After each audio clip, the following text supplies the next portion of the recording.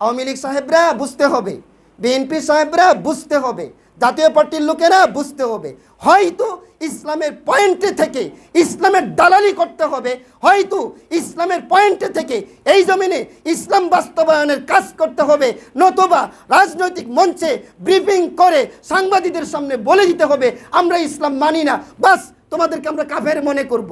আর যদি বলো আমরা ইসলাম মানি, তাহলে ইসলাম যেভাবে চলতে বলেছে, ইসলাম যা করতে বলেছে তাই করতে হবে।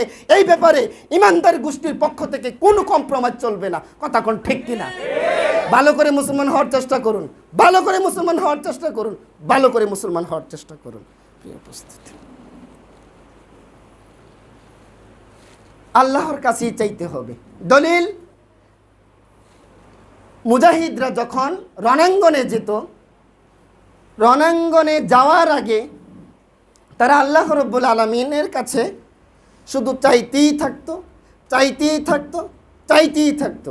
দলিল 3 নম্বর সূরা আল ইমরানের 147 নম্বর আয়াত, ওয়ামা কানা কওলাহুম ইল্লা আন ক্বালু রব্বানা গফির লানা যুনুবানা ওয়া ইসরাফানা ফি আমরিনা ওয়া সাব্বিত আকদামানা ওয়ানসুরনা আলাল কওমিল কাফিরিন। আল্লাহ এইভাবে বলেছে কথাটা, ওয়ামা কানা কওলাহুম ইল্লা আন ক্বালু, তারা শুধু এই কথাটুকুনি বলতো, এর বাহিরে আর কোনো কথা তাদের থাকতো না। যারা মুজাহিদ, যারা এই পৃথিবীকে যারা নস্যাৎ করতে চায়, যারা সুন্দর পৃথিবী চায় না, যারা চায় মদের লাইসেন্স দিয়ে পৃথিবীটাকে মাদকাসক্ত করে রাখত। বিভিন্ন সেমিনার হয় মাদকরে না বলি, মিজানুর রহমান আল আজহারি সাহেব থেকে শুরু করে যত বক্তা আছে সবাই যদি মাদকরে না বলে, আর জনগণ যদি মাদকরে না বলে, আর রূপগঞ্জের ওই বিভিন্ন বাজারে যদি লাইসেন্স দিয়ে রাখে, এই জনগণের মাদকরে না বলা আর সরকারের লাইসেন্স দিয়ে রাখা, এই না বলাতে কোনো কাজে আসবে? কথা বলেন, না বলাতে কাজে আসবে? এই দিকটা র্যাব তৈরি করে যারা মাদকের ব্যবসা করে তাদেরকে ধরার জন্য, অন্য দিকটা আবার লাইসেন্স দিয়ে বলে এই যে একটা কাগজ আছে, এইটা দেখালে হিরোইন কিনতে পারবে, ফেন্সিডিল কিনতে পারবে, ইয়াবা কিনতে পারবে, টোবাকো কিনতে পারবে, গাঁজা আদান প্রদান হবে। আচ্ছা, এটা কি একটা নাটক নয়? এই দিকটা র্যাব পালে জনগণের ট্যাক্সের টাকা দিয়ে তাদের বেতন দেয়, এই দিকটা বলে কারা টুবলা থলে বিক্রি করে এদেরকে ধরো, আর ওই দিকটা রাস্তা খোলা রাখছে। এইগুলি কি জনগণের সাথে তামাশা নয় কি? আমার র্যাব ভাইকে বলি, আমার পুলিশ ভাইকে বলি, মাথা খাটাও। আমার সেনাবাহিনীর ভাইদেরকে বলি, আমাদের বুকে বুলেট চালিও না। আমরা আল্লাহর কোরআনের নবীর আদর্শের রূপরেখা বাস্তবায়নের জন্য জাতির সামনে জীবনের মায়া ছেড়ে এসেছি। সামান্য সরকারি সুবিধা বুকের জন্য আমাদেরকে হ্যাস্তন্যস্ত করো না। যদি করো, আমরা বিচার না করতে পারলেও আল্লাহর আকাশ তোমাদের মাথায় ভেঙে পড়বে। কথা কি ঠিক নয়? এই নাটক আর চলতে দেওয়া হবে না। প্রিয় উপস্থিতি, বলতেছিলাম যারা জালিমের বিরুদ্ধে যুদ্ধ করতে যাচ্ছিল তখন তাদের মুখ থেকে একটা কথা বের হয়েছিল, ওমা কানা কওলাহুম ইল্লা আন ক্বালু রব্বানা গফির লানা, হে আল্লাহ আমাদেরকে ক্ষমা করে দাও, যুনুবানা আমাদের জুনুবগুলিকে, অপরাধগুলিকে মাফ করে দাও, ওয়া ইসরাফানা কাজ করতে গিয়ে যে ত্রুটি বিচ্যুতি ভুল ভ্রান্তি বাড়াবাড়ি হয়ে গিয়েছে, ইসরাফ হয়েছে, আল্লাহ তুমি এইগুলি মাফ করে দাও। ইসরাফানা ফি আমরিনা ওয়া সাব্বিত আকদামানা, কাফেরদের সামনে আমাদের পাগুলিকে শক্ত মজবুত রাখো, ওয়া সাব্বিত আকদামানা ওয়ানসুরনা, আর আমাদেরকে সাহায্য করো আলাল কওমিল কাফিরিন, কাফের গোষ্ঠীর সামনে। সুবহানাল্লাহ। সাহায্য কার কাছে চাইতে হবে? মুজাহিদরে যদি শাহজালাল মাজারে গিয়ে বলে, দেখো বাংলাদেশে খেলাফতের পতাকা উড়াতে যাচ্ছি, শাহজালাল সাহেব তুমি একটু দোয়া করে দাও, এটা কি হাস্যকর ব্যাপার না? শাহজালালের মাজারে যখন আমরা যাব তখন কি আমরা লোকের চোখে পড়বো না? এর ভিতরে কি তারা প্রস্তুতি নেবে না? এখান থেকেও তো বোঝা যায় এই মরা শাহজালালে আর কি করবে আমাদেরকে, এই মরা শাহপরানে করবে আর কি আমাদেরকে, এই ইরনাল আর এইগুলি আমাদেরকে কি করবে? এইগুলির অস্তিত্ব রাখা যাবে না। কথা কোন ঠিক কিনা? এইগুলির অস্তিত্ব রাখা যাবে না। প্রিয় উপস্থিতি, আল্লাহর কাছেই আমাদেরকে সাহায্য চাইতে হবে। কেন? তিনি হচ্ছেন রাজিকিন, সূরা জুমুয়ার সর্বশেষ নাম্বার আয়াত 11 নম্বর আয়াত আল্লাহ পাক বলছে আল্লাহু খায়রুর রাযিকিন, তিনি হচ্ছেন উত্তম রিজিকদাতা, তিনি হচ্ছেন উত্তম সর্বশ্রেষ্ঠ রিজিকদাতা, এর উপরে আর কেউ নাই।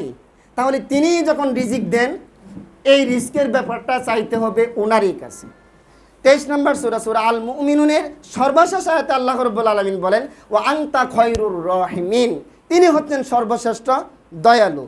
সূরা আল ইমরানের 150 নম্বর আয়াতে বলেন ওয়া হুয়া খায়রুন নাসিরিন, তিনি হচ্ছেন উত্তম সাহায্যকারী। 22 নম্বর সূরা সূরা হজের 78 নম্বর আয়াতে আল্লাহ পাক বলছে হুয়া মাওলাকুম ফানিমাল মাওলা ওয়া নি'মান নাসির, হুয়া মাওলাকুম, তিনি হচ্ছেন মাওলা, হুয়া হুয়া হুয়া মাওলাকুম, তিনি হচ্ছেন তোমাদের মাওলা, ফানিমাল মাওলা, তিনি কতই না উত্তম অভিভাবক, ওয়া নি'মান নাসির, তিনি হচ্ছেন সাহায্যকারী।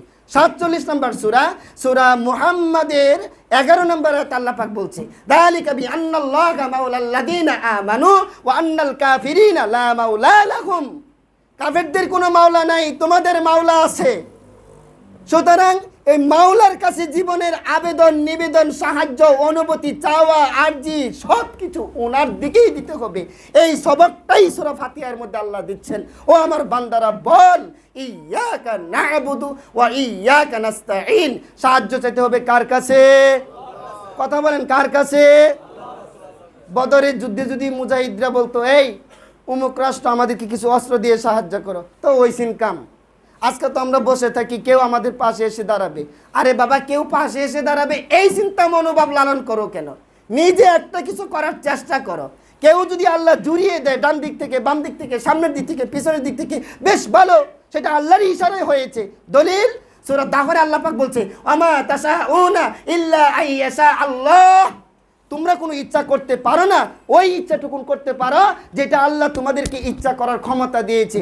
ইন্নাল্লাহা কানা আলিমান হাকিমা, নিশ্চয়ই তিনি হচ্ছেন আলিম, তিনি হচ্ছেন প্রজ্ঞাবান, হাকিম, তিনি হচ্ছেন বিচক্ষণ। সুবহানাল্লাহ।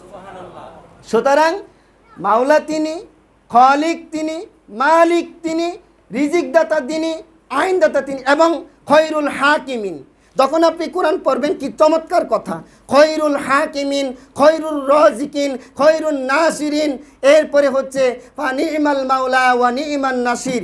এই সমস্ত ব্যাপারাদি দিয়ে বান্দা যখন তেলাওয়াতের অবস্থায় এইটা যখন রক্তকণিকায় তার ঈমান এবং আমলে অনুভূতিতে আকলে বিবেকে আবেগে সব কিছুতে যখন এইগুলি মিশে যাবে, এই জাতিকে পৃথিবীর কেউ পরাভূত করতে পারবে না, এই জাতির উপর আল্লাহর সাহায্য আসবে।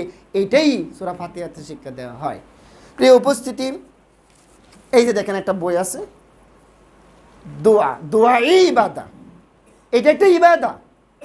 24 ঘন্টার ভিতরে একটা সময় রাখতে হবে দোয়া, দোয়া ইবাদা। আপনি গাড়িতে উঠলেন একটা দোয়া, আপনি বুঝেন তো কি বলেছেন, ঘর থেকে বের হওয়ার সময় একটা দোয়া চিন্তা করুন, খাবার সামনে আসলে একটা দোয়া চিন্তা করুন, বাথরুমে যাওয়ার সময় একটা দোয়া চিন্তা করুন, আসার সময় একটা দোয়া চিন্তা করুন, বাতের খাবারটা মুখে দেওয়ার সময় একটা দোয়া চিন্তা করুন, শেষে একটা দোয়া চিন্তা করুন, কারো বাড়িতে খেলে একটা দোয়া চিন্তা করুন, আত্মীয় স্বজনকে বিদায় দেওয়ার সময় একটা দোয়া চিন্তা করুন, হজের আরাফার মাঠে একটা দোয়া চিন্তা করুন, তাওয়াফ চলাকালীন সময় একটা দোয়া চিন্তা করুন, স্ত্রীর সাথে মেলামেশা করতে গেলে একটা দোয়া চিন্তা করুন, সন্তানের জন্য দোয়া চাওয়া রব্বি হাবলি মিনাস সালিহিন, এটা একটা দোয়া চিন্তা করুন। দোয়া দিয়ে বান্দার জীবনটাকে সাজানো হয়েছে। এই কথাটাই আল্লাহ পাক বলেছে ইয়াকা না'বুদু, আমরা কেবল তোমারই গোলামি করি, ওয়া ইয়াকা নাস্তাঈন, তোমারই কাছে সাহায্য চাই। সুবহানাল্লাহ। বিবেকের জায়গা থেকে একটা কথা বলি, অতল পানির ভিতরে আমি চলে গেলাম, যেমনটি ইউনূস আলাইহিস সালাম চলে গিয়েছিল, ওইখানে পৃথিবীর কে একটা সাহায্য করতে পারবে? অথবা